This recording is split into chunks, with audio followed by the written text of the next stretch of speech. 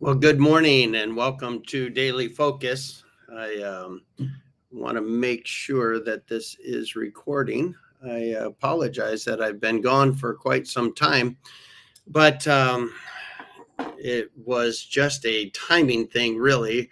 We went to the Baptist World Board meeting in Indianapolis and had a chance to catch up with a lot of my preacher friends from around the country, and that's always encouraging. Then we had a super senior activity, and then I took the golf team golfing, and then Michelle and I flew out here to Florida to see our grandson that was just born a couple of weeks ago, and to tidy up some things here at the house to make sure we're ready for move-in date in June.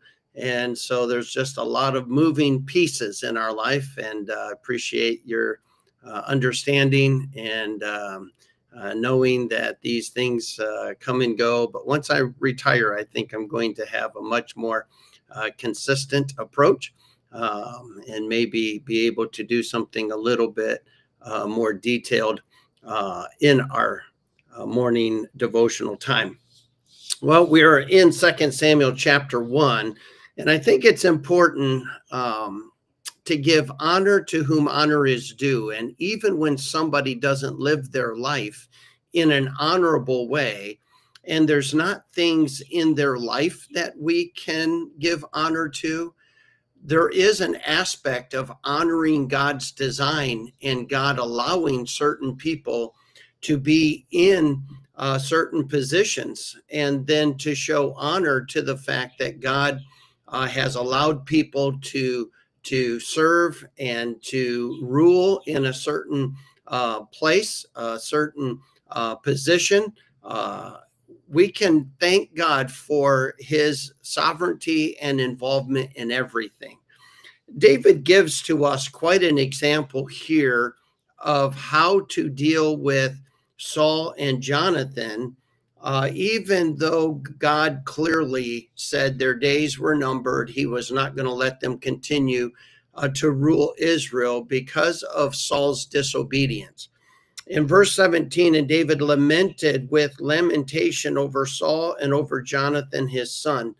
And he bade them teach the children of Judah to use the bow. Behold, it is written in the book of Asher. In other words, Saul was a great warrior. Saul was a great leader of war. And Jonathan was a tremendous soldier. And we know that by some stories that the Bible gives us about it.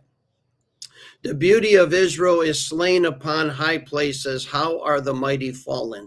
Tell it not in Gath, publish it not in the streets of Ascalon, lest the daughters of the Philistines rejoice, lest the daughters of the uncircumcised triumph.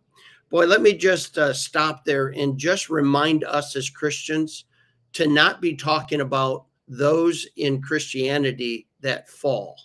Maybe they've made some bad financial decisions. Maybe they have made some bad moral decisions. Maybe they have self-destructed in one way or another.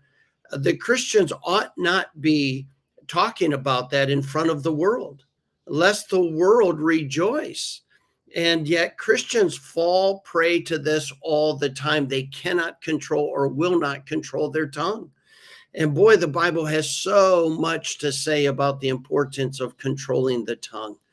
And so let's remind each other that even David at this time, when he had been pursued, even with the intent of Saul killing him, he still says, let's not publish this amongst the enemies. He makes that clear. So that's just a sidelight.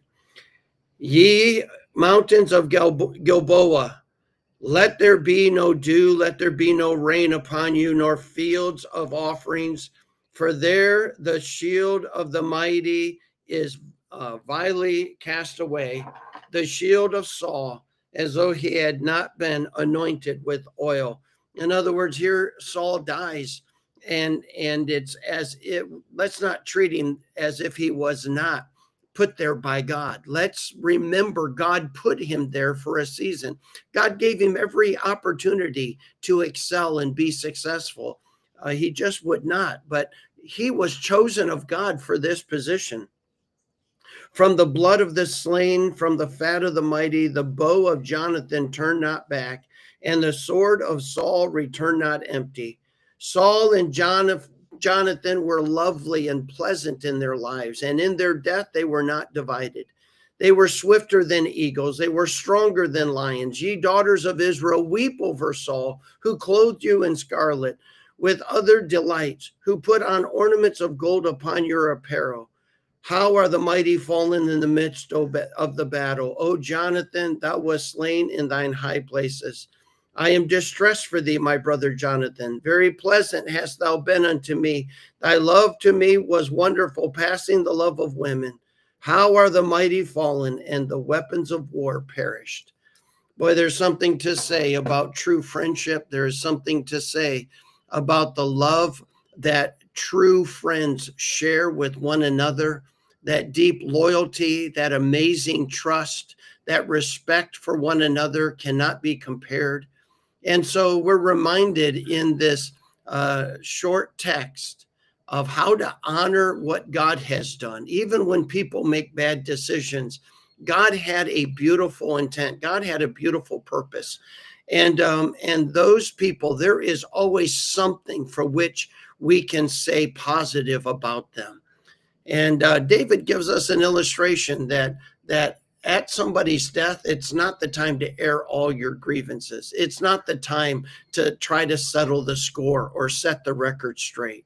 Find something positive you can say, or don't say anything at all. Maybe that's good advice for us, even while people are alive. If we can't say something nice, then let's just keep it to ourselves. Giving honor the way God intended it. God bless you. I hope you have a great day. I'll be traveling the next 2 days with bringing my parents back home from Florida. I'll try to stop at a rest area somewhere and still get in a daily focus if I can. But God bless you, folks.